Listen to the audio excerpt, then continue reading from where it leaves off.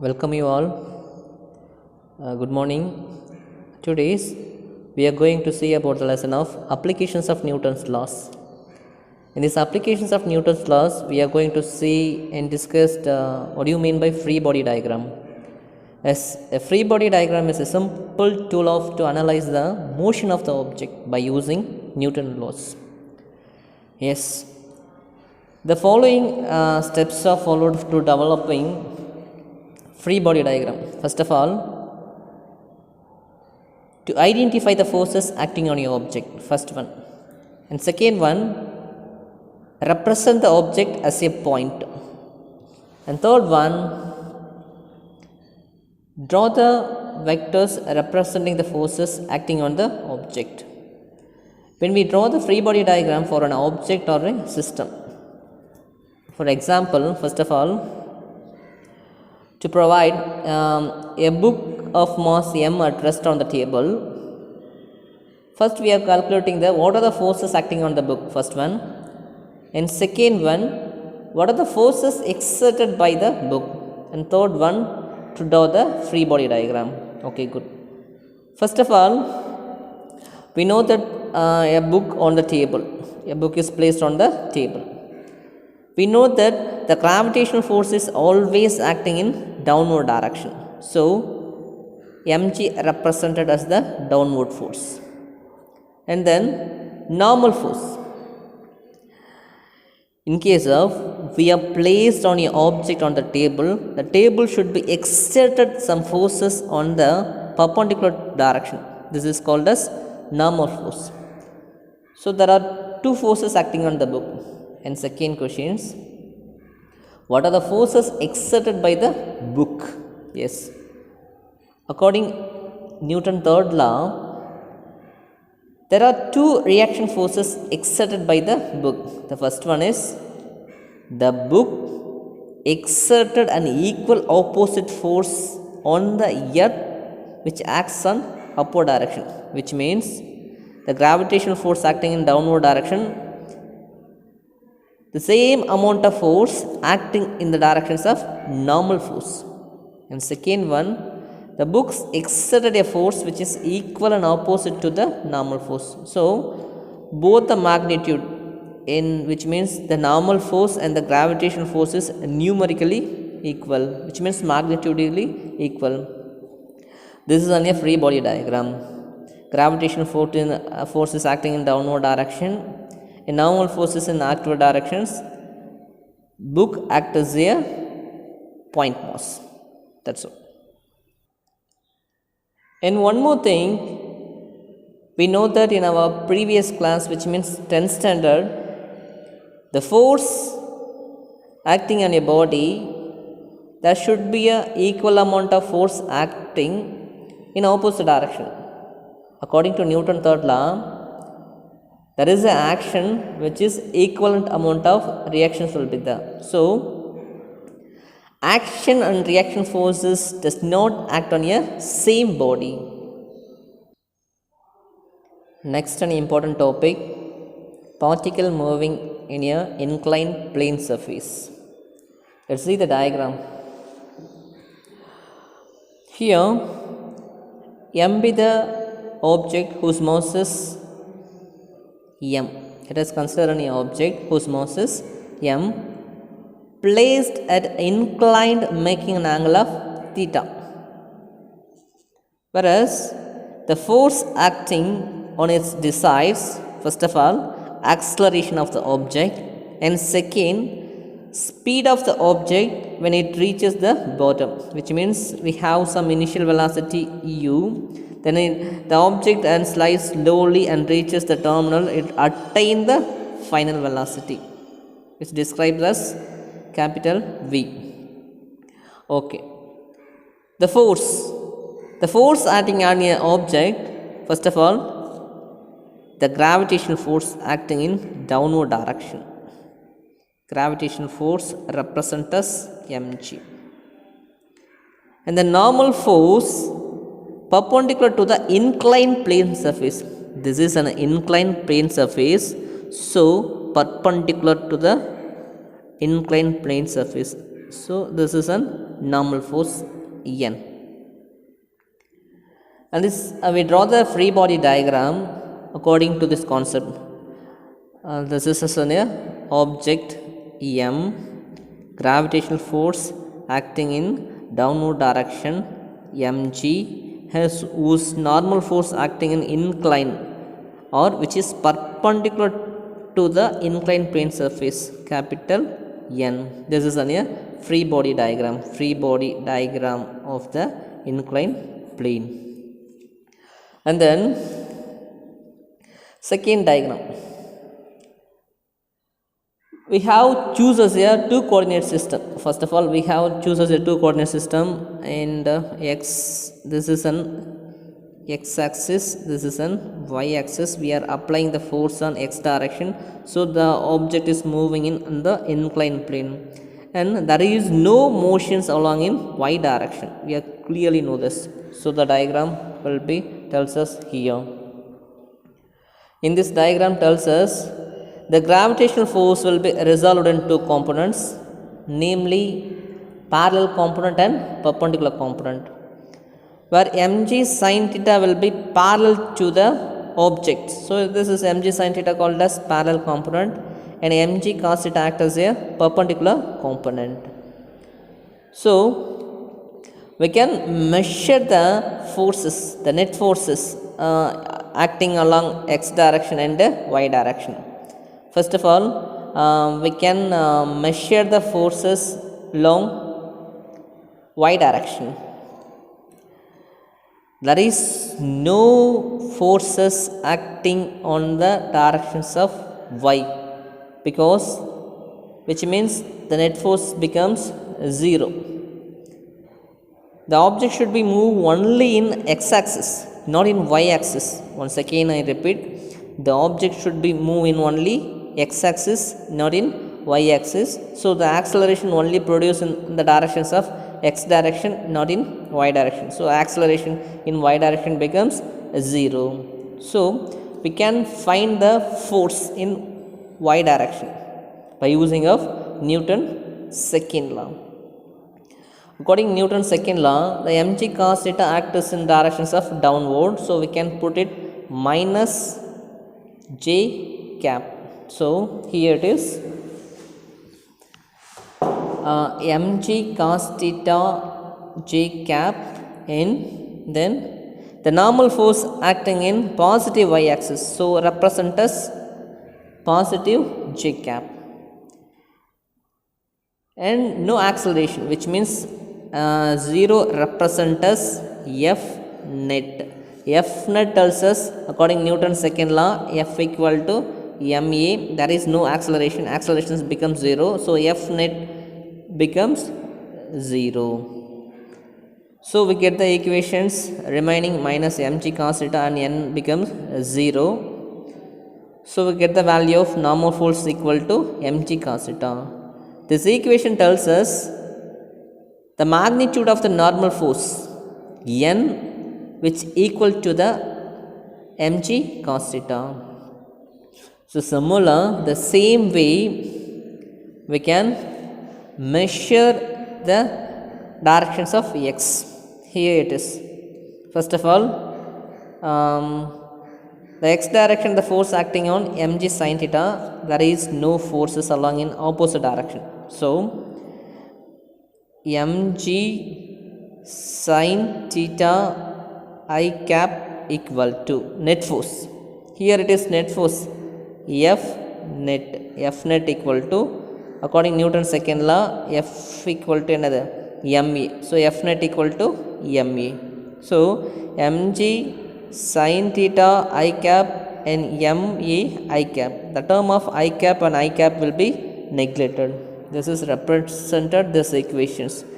Mg sin theta I and ma I, the term of I can be neglected.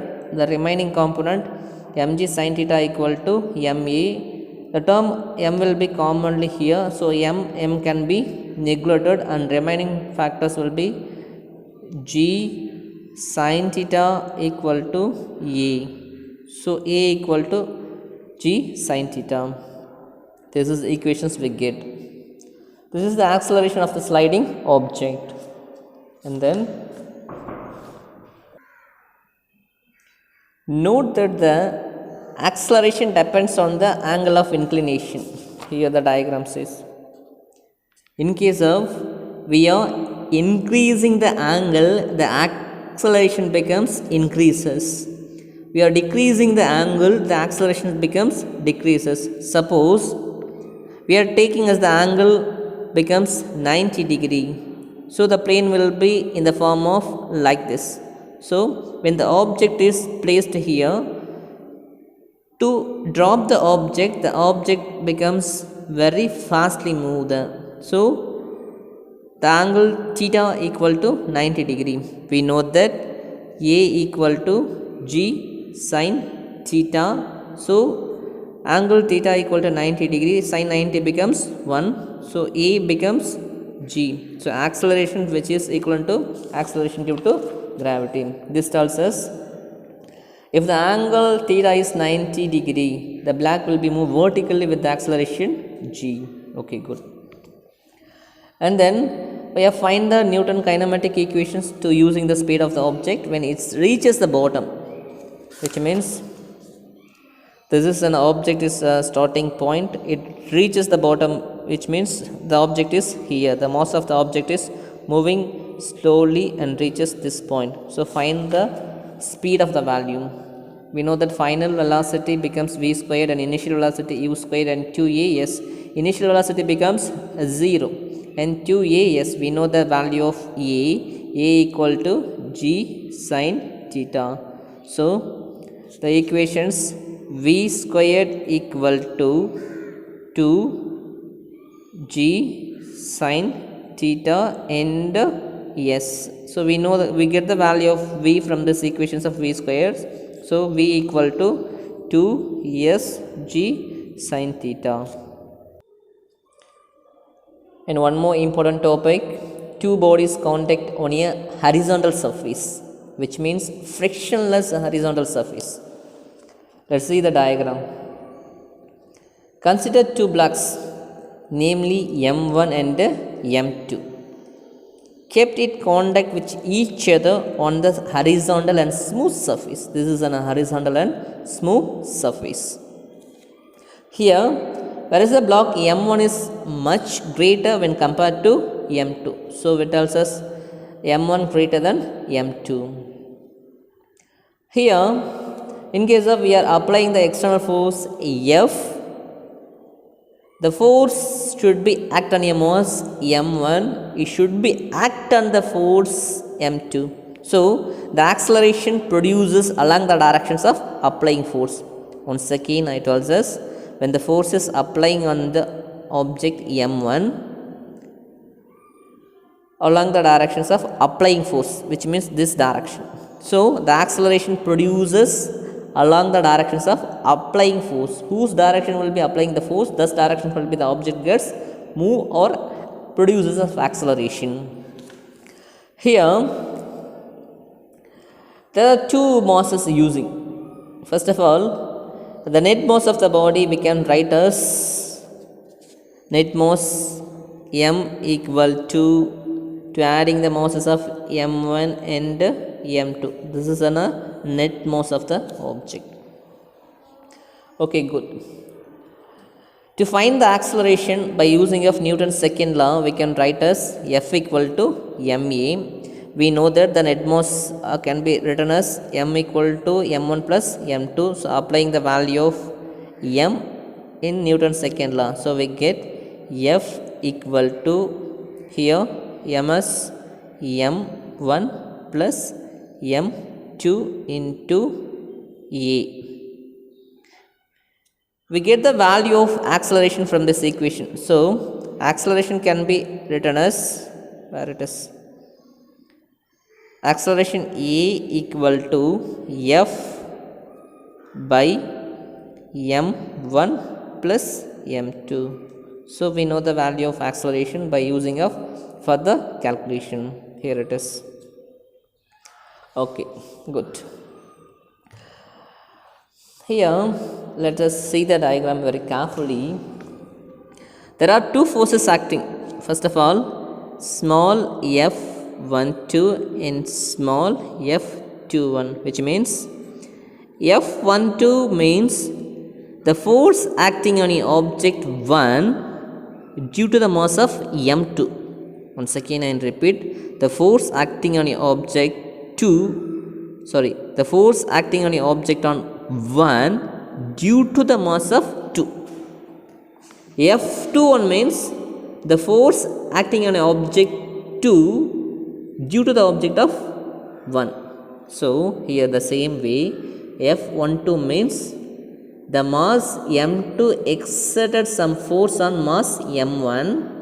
F21 means the mass m1 exerted some force on mass m2.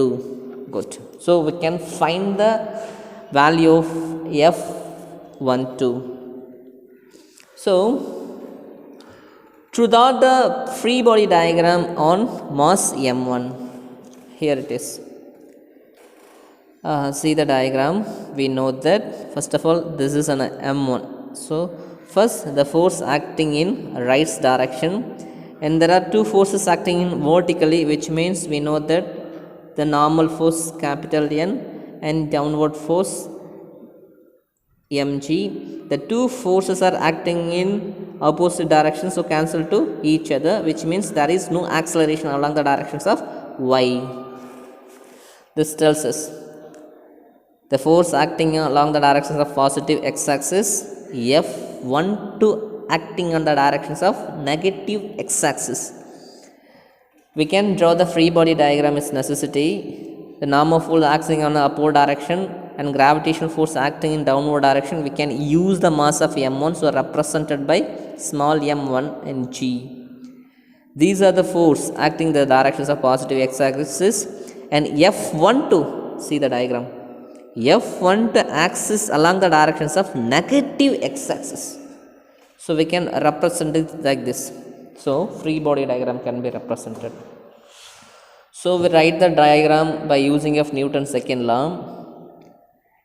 F acting on positive x-axis, so we can represent it positive I cap, and F21 acting in negative x-axis, which means we can write the formula normally, F I cap plus F12 minus of I cap equal to net force ma.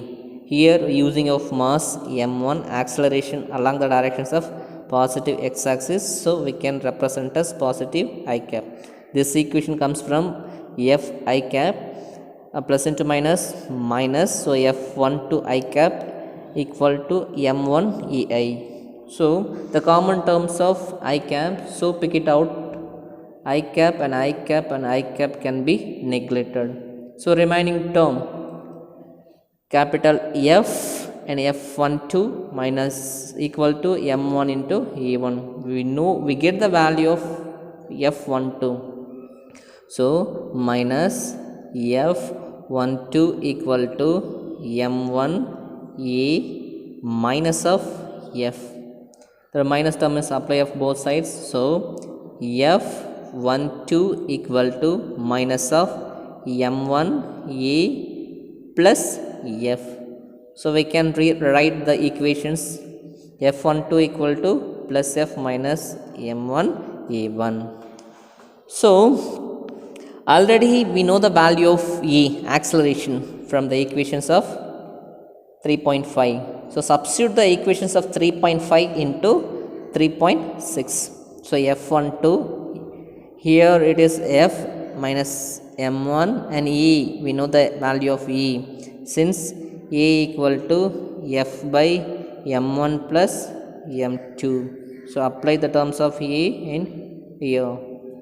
So F12 equal to f minus of m1, and a value becomes f by m1 plus m2.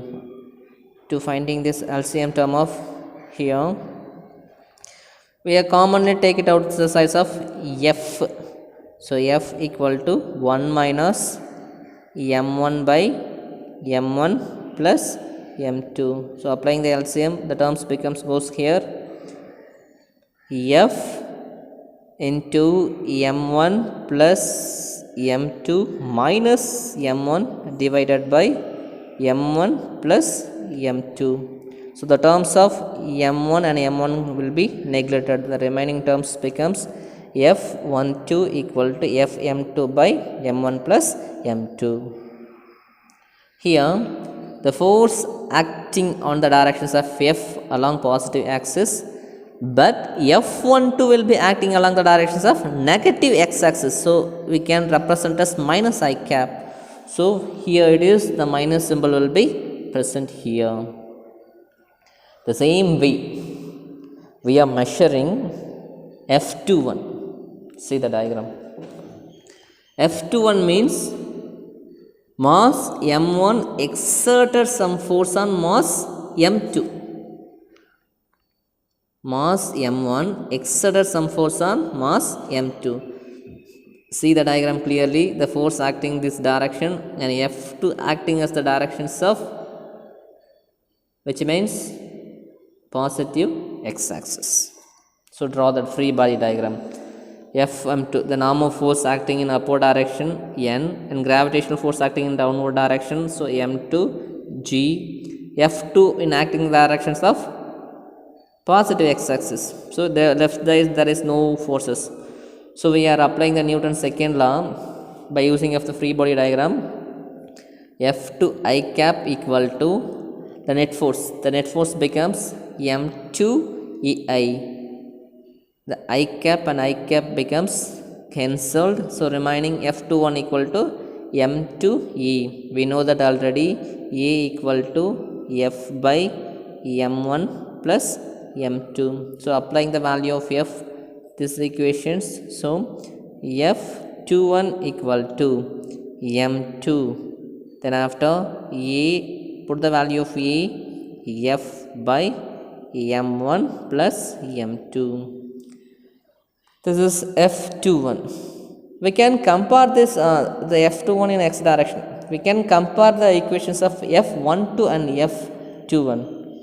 This is an f12 and this one is f21. The both terms will be same. Just look that f12 and f21 will be same, but both are acting in opposite direction. F12 will be acting in left side and f21 will be acting in right side. According Newton's third law, every action that is an equal and opposite reaction. Here f21 and f12 and f21 becomes same value, but the directions becomes changes. So f12 equal to minus of f21, which confirms Newton's third law. Next topic we are going to see about motion of connected bodies. Suppose when the two objects are connected by the strings and the force F is applied either vertically or horizontally or along an inclined plane, such produces of tension force in the string, which affects the acceleration to extend. Let us discuss the various cases. Let's see the diagram. In case 1, vertical motions, consider two plaques, namely m1 and m2. Here m1 is much larger when compared to m2.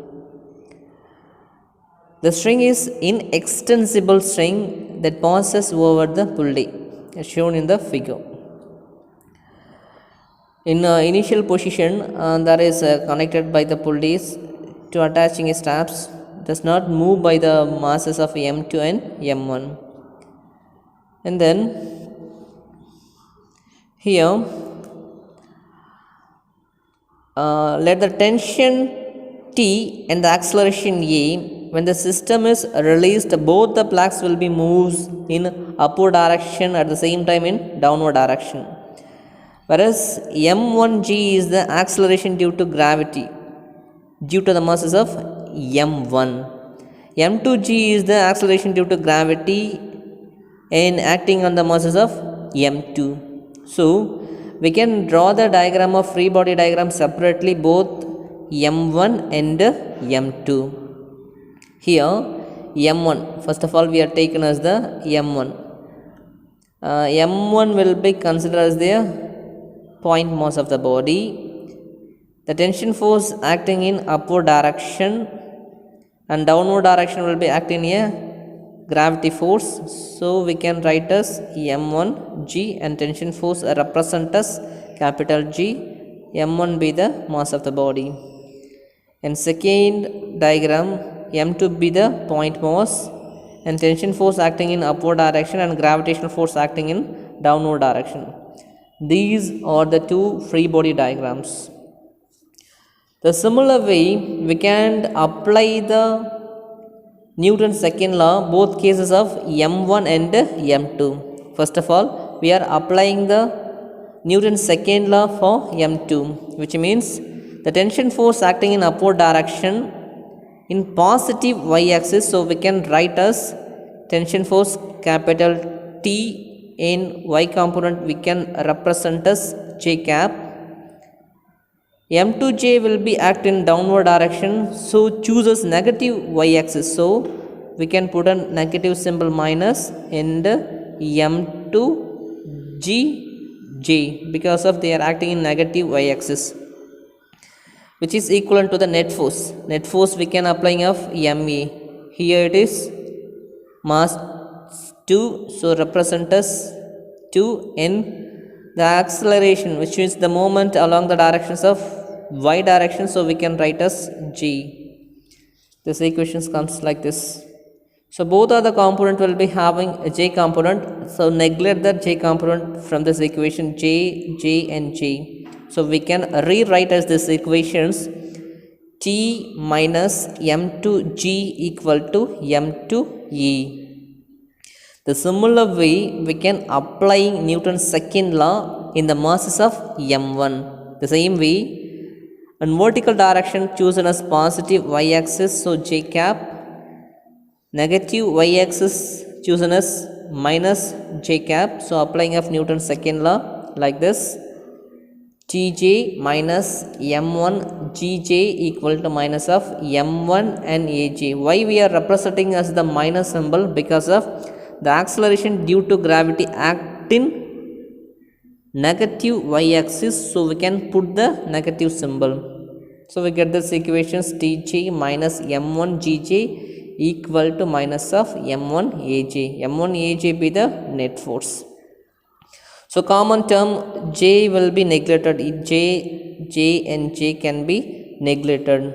So this is acceleration is called as negative acceleration. So we get t minus m1g equal to minus of m1a1. So we can rewrite as this equation m1g minus of t, and minus will be neglected because of we are applying these equations of minus both the terms. So the minus term will be cancelled. So adding these equations of 3.9 and 3.10. 3.9 is nothing but t minus m2g equal to m2e.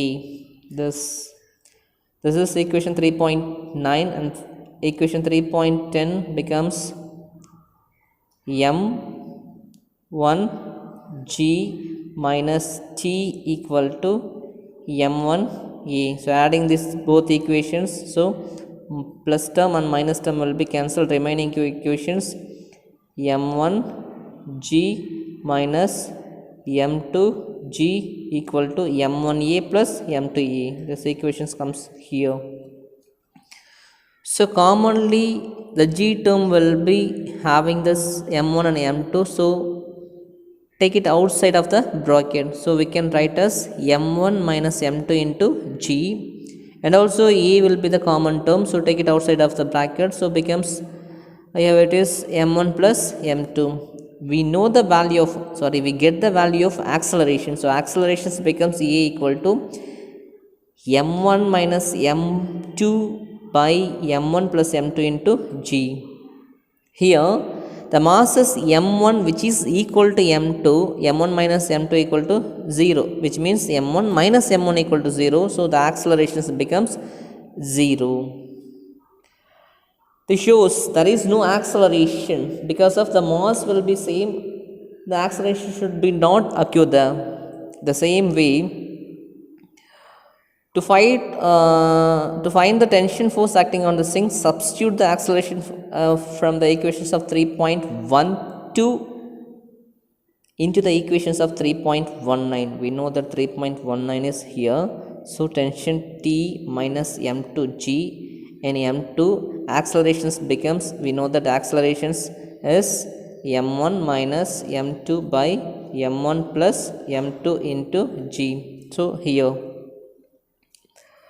so multiply the term, we we derive only tension force T, so T equal to this m2g is goes that side, so m2g plus m2 into m1 minus m2 divided by m1 plus m2 into g. So the common term m2g and m2g, take it outside, remaining m2g into 1 plus m1 minus m2 divided by m1 plus m2. Take it LCM. So this equation becomes m1 plus m2 plus m1 minus m2 divided by m1 plus m2g. Here minus m2 and plus m2 will be cancelled, remaining m1 plus m1 becomes 2m1. So we get the equation m2g into 2m1 divided by m1 plus m2. So we can write this equation commonly, 2m1 m2 by m1 plus m2 into g. This is the tension force. The acceleration of a vector is given by the mass of m1. Here the mass is acting in, m1 is acting in downward direction, so chosen as negative symbol here, and m2 is chosen as positive direction, which means positive y-axis, so taken as plus. This is an equations, the case one of vertical motions. And second case, horizontal motion, which means in horizontal. In this case, the mass m2 is kept in a horizontal table and m1 is hanging over through the pulley, and then there are various force acting on the objects, which means first of all the mass here pulley, then after another mass hanging over, which means m2 and m1. The force is acting on mass m2. We know that the normal force acting in upward direction and gravitational force acting in downward direction. And additionally, the tension force exerted by the string, this is tension force. The same way, the force is acting on m1, this is tension force acting in upward direction and gravitational force acting in downward direction. So we can draw the free body diagram separately, mass m1 and mass m2. Mass m2 represent as normal force acting on upward direction, so represent as positive y-axis, and gravitational force acting in downward direction, so chosen as negative y-axis. The similar way, respectively, the masses of m1. So we can write as applying of Newton's second law for the mass of m1. Mass of m1, we know that Tj positive y-axis, Tj positive y-axis minus of m1 negative y-axis, so m1j, the net force minus of m1 aj. The same way, the j term will be neglected because of this is common term of these equations. We get T minus m1g minus m1a.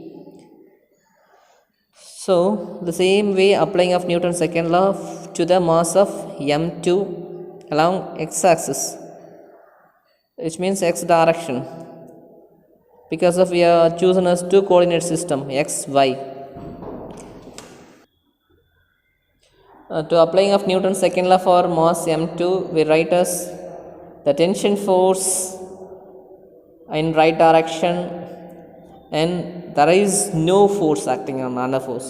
So the net force m2 aa along the directions of x-axis. So the terms of I and I cap will be neglected. So the tension equal to T equal to m2 a. So another force on m2 along y direction, which means normal force acting in y direction positive and gravitational force acting in negative. So we can write as plus ng minus m2 gj equal to 0. Because of there is no acceleration along y direction, so becomes net force becomes 0. We can rewrite this equations. J cap and j cap can be neglected, so n minus m2 j equal to 0, so n equal to m2 g. Okay, good. So substituting the equation 3.15, this is an equation 3.15, T equal to m2 e. In equation 3.14, this is equation 3.14. T equal to, we know that T equal to m2 a, T equal to m2 a, so substitute the value here. So m2 a minus m1g equal to minus of m1 a1, m2 a, then after m1 a1 moves that side, so taken as negative converted into positive, this m1g is going to another side of the equation, so plus m1g. So commonly the a term is here, so take it outside of the a, so a equal to, this equation can be rewrite as m1 plus m2 into a. We know that we derive the equations of a, so a equal to, this equations go to the denominator, m1 m2 in m1g. This is an acceleration. So put the equations of 3.17 into 3.15. 3.15 is nothing but T equal to m2 a. So we know the value of a. A becomes m1 by m1 plus m2 into g. So T equal to here m2 and m1 by m1 plus m2 into g. This is tells us, comparing the both cases, is clear the tension is string for horizontal motion is half of the tension for vertical motion, which means this is an important application for industries. The ropes used in conveyor belts work for longer duration than those of cranes and lift in vertical motions. And finally, we are going to the last topic, concurrent forces and Loomis theorem. Concurrent force is nothing but a collection of forces said to be concurrent. The concurrent forces need not to be in the same plane. If they are in the same plane, they are concurrent as well as coplanar forces. An important theorem, Loomis theorem. If a system of three concurrent and coplanar forces in equilibrium, the Loomis theorem states that the magnitude of each force of the system is proportional to the sine of the angle between the other forces, which means, first of all, I tells us simply the magnitude of each force of the system. In case of, first of all, we find the magnitude of the force of system of F1.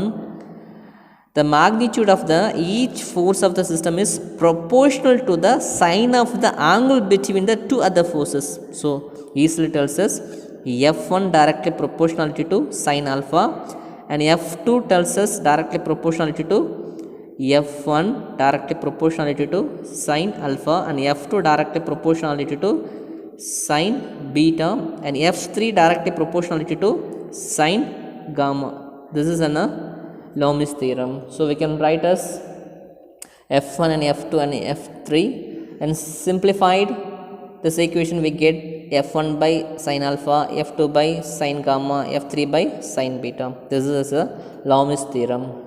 Thank you.